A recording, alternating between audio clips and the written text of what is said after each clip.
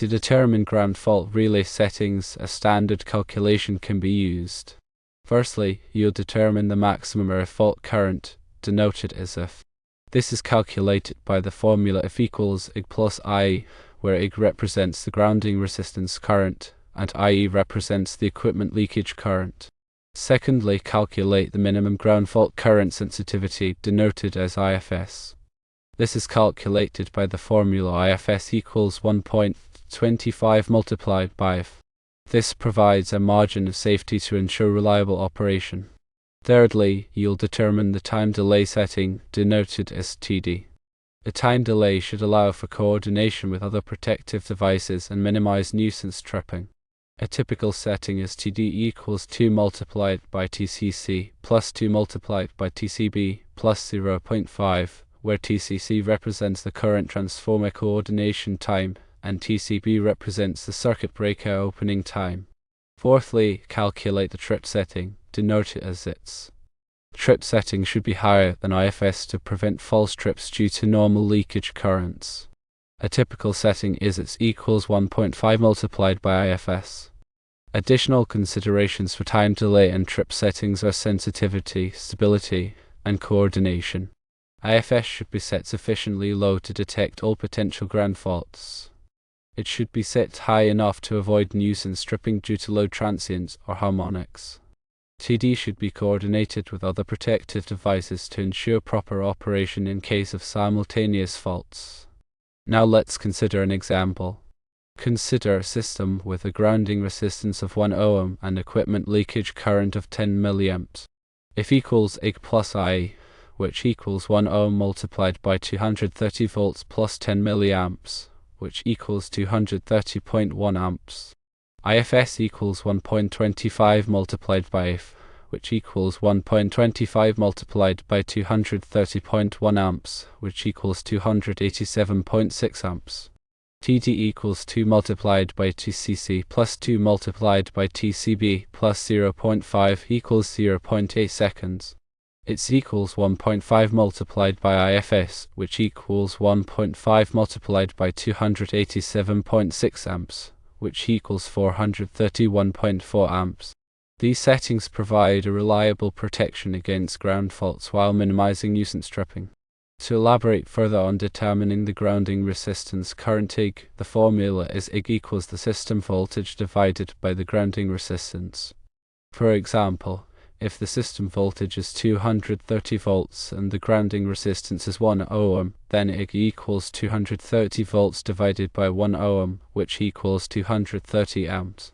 Equipment leakage current, I, is typically provided by the equipment manufacturer or can be measured using a leakage current meter. It's important to consider the cumulative leakage current from all equipment connected to the system.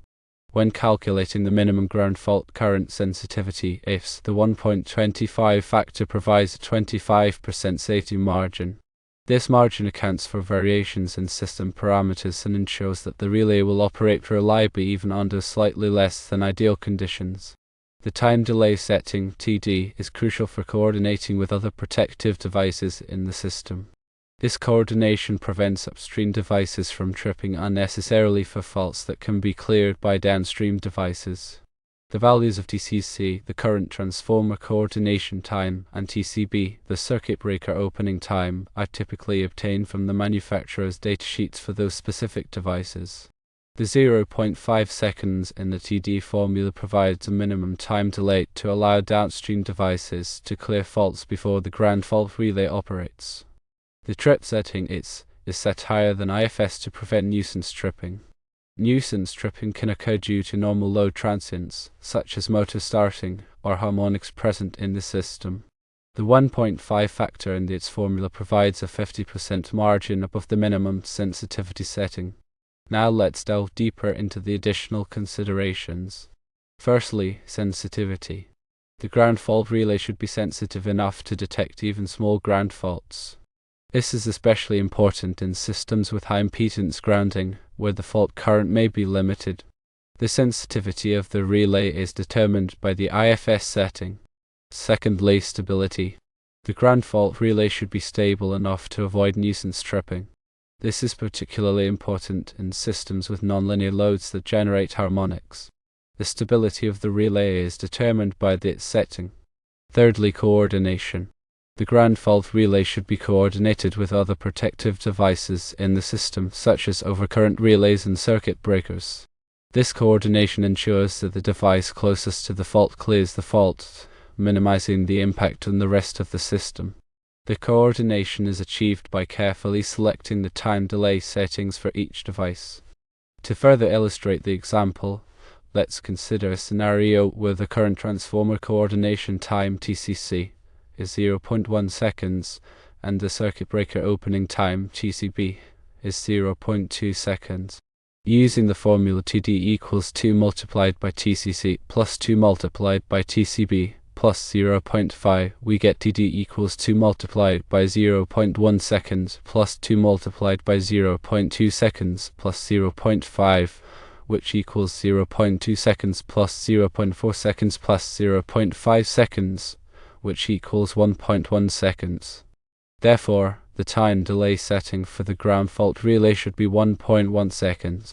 These calculations and considerations provide a solid foundation for setting ground fault relays.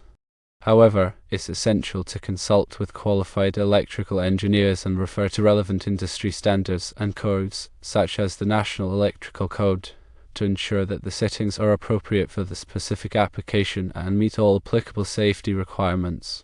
Ground fault protection is a critical aspect of electrical safety, and proper relay settings are essential for preventing equipment damage and ensuring personnel safety. The ground fault relay settings must be carefully selected to provide adequate protection without causing nuisance tripping. The calculation for the maximum earth fault current takes into account both the grounding resistance current and the equipment leakage current i.e.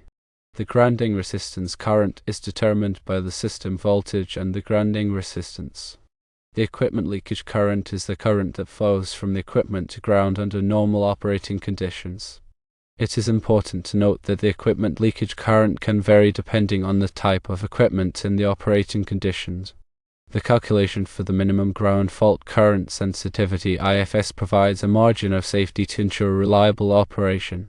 The 1.25 factor in the formula is a typical value, but it may be adjusted depending on the specific application. The time delay setting TD is used to coordinate the ground fault relay with other protective devices in the system. The time delay should be long enough to allow downstream devices to clear faults before the ground fault relay operates. The calculation for the trip setting is used to prevent false trips due to normal leakage currents. The 1.5 factor in the formula is a typical value, but it may be adjusted depending on the specific application. In addition to the calculations, there are several additional considerations that should be taken into account when setting ground fault relays.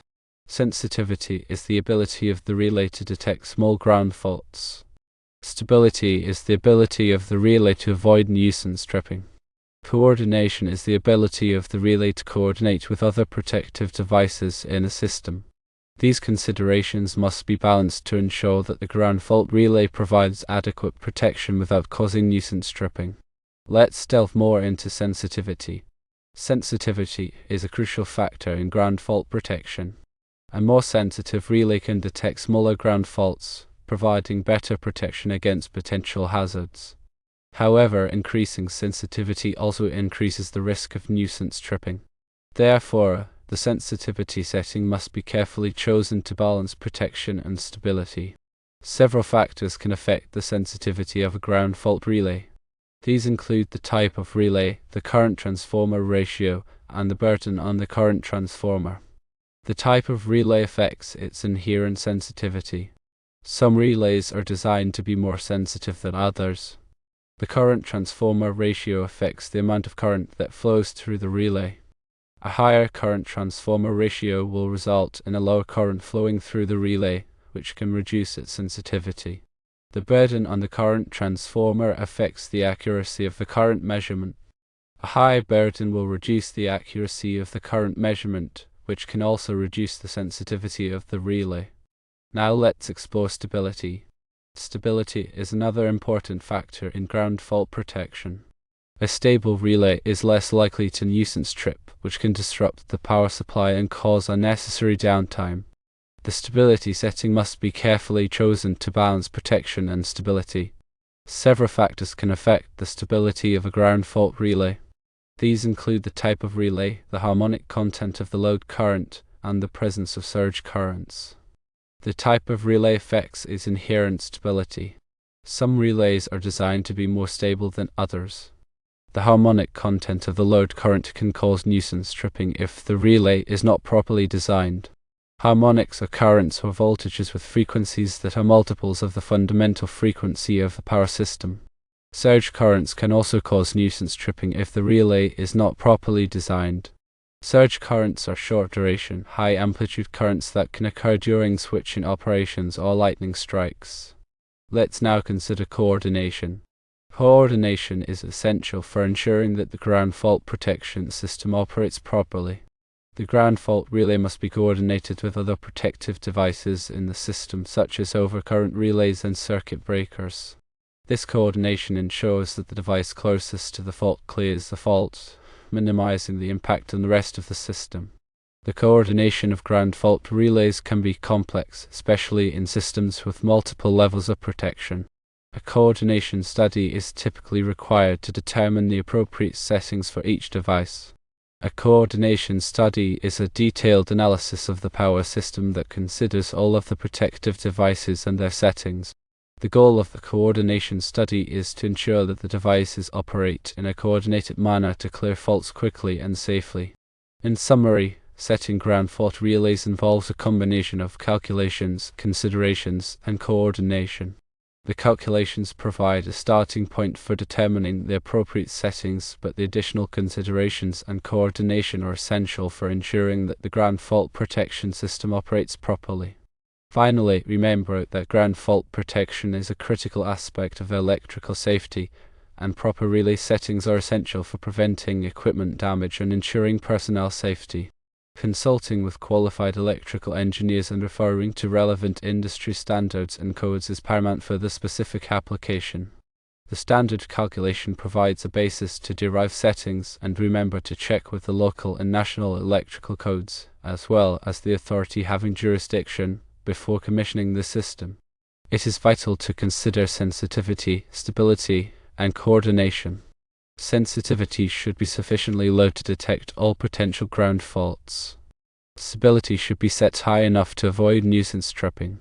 The time delay should coordinate with other protective devices to ensure proper operation in case of simultaneous faults.